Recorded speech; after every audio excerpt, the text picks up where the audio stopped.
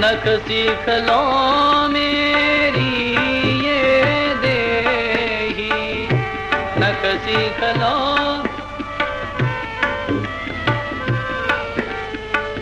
है पाप की जहाज, है पाप की जहाज, बिनती करत मरियत लाज।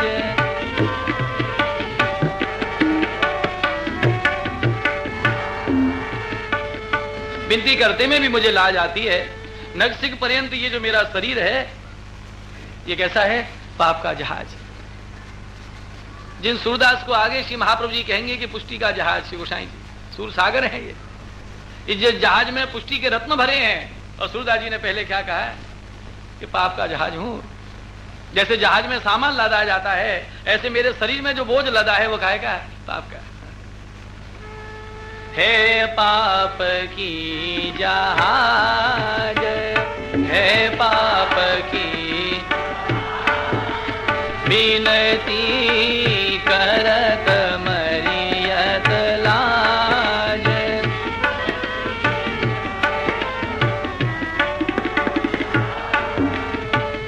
और पतित ना आवे आंख तर, और पतित ना आवे आंख तर, देखत अपनो साज, देखत अपनो साज, बिनती करत मरियत लाज।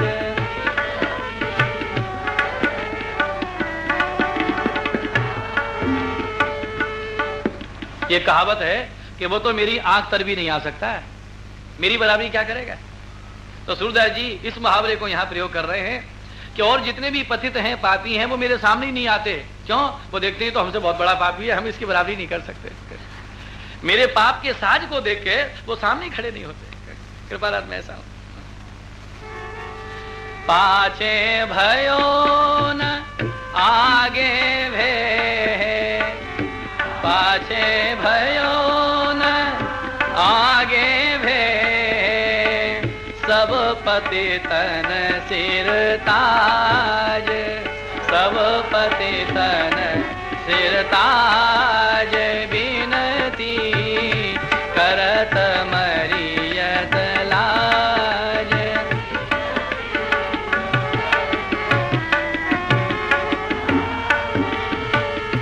जय हो। ना पीछे अभी तक ऐसा पापी हुआ है, ना भविष्य में होगा मेरे जैसा।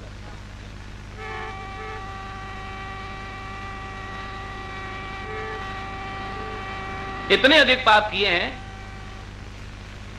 कि नरक का जो स्वामी यमराज है उसने ये विधान निश्चित किया है कि ऐसे पापी को अमुक नरक में डाला जाए। जितने नरक बनाए गए हैं वो पापों का विचार करके बनाए गए हैं कि इतना ज्यादा पाप करने वाला इस नरक में आएगा। लेकिन कृपानाथ मुझसे इतने पाप बने हैं कि उस पाप को भोगने के लिए जो नरक है वो अभी तक बना ही नहीं है। माने यमराज को भी कल्पना नहीं थी कि इतना भी कोई पाप धरती पर करेगा। मेरे जैसा हुआ ही।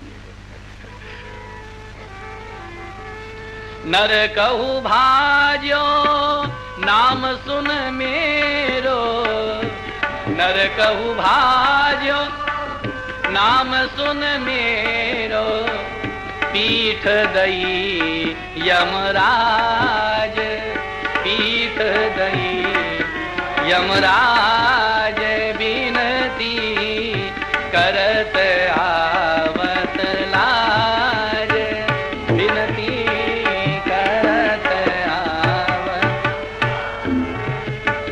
बिनती करत आवत। नरक भी मेरो नाम सुन के भाग गया और यमराज ने भी पीठ घुमा ली कि ऐसे पापियों के लिए तो हमारे यहाँ स्थान ही नहीं है। अब तक आपने जितनों का उद्धार किया है वो सब पापी कैसे हैं? नाने माने छोटे हल्के कम पाप करने वाले थे। अवलो नाने सुने में तारे, अवलो नाने सुने में तारे, ते सब वृथा अकाज,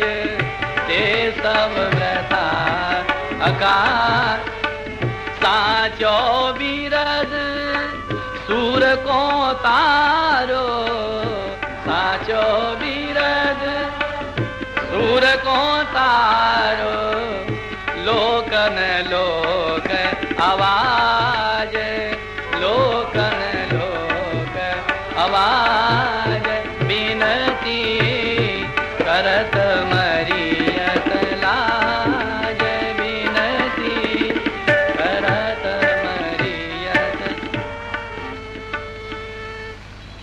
छोटे छोटे पापियों को अभी तक तारा है।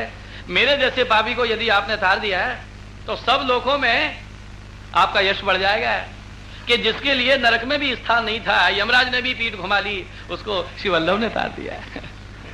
लोकन लोक आवाज, सब लोगों में आपकी जय जयकार हो जाएगी।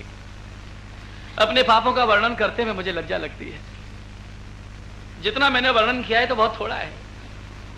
इस प्रकार सूरदास जी दैन्य भाव के कीर्तन श्री महाप्रभु जी के आगे गान कर रहे हैं। सूरदास कछु भगवत लीला गान करो। सूरदास जी बोले कृपानाथ लीला में मैं कछु समझत नहीं हूं।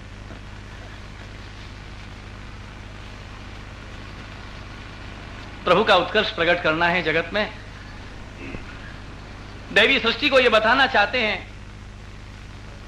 कि लीला का दर्शन, लीला की प्राप्ति तो इनकी कृपा से होती है।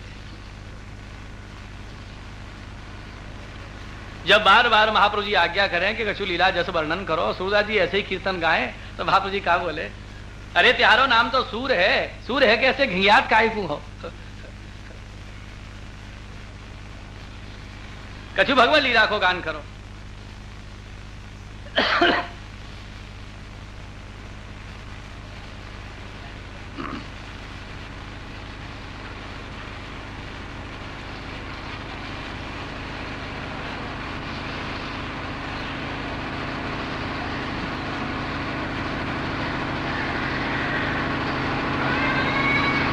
सूरदास जी ने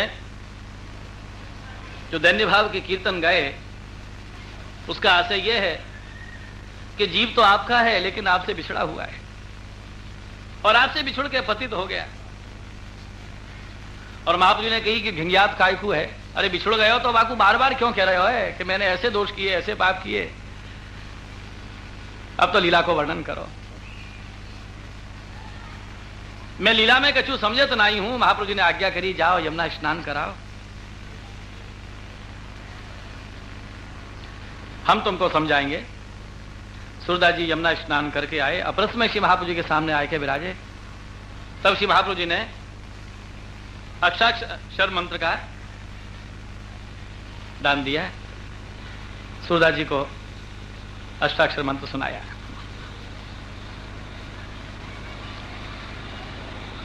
अष्टाक्षर मंत्र सुनाया और जैसे सूरदास जी के सगरे जन्म के दोष मिटे और सात भक्ति सिद्ध भई।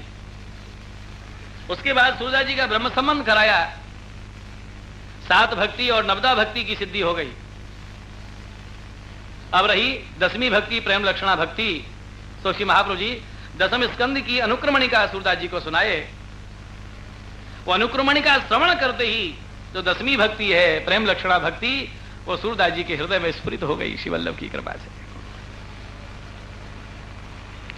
समस्त भगवत लीलाओं का स्थापन श्री महाप्रभु जी ने सूरदास जी के हृदय में किया।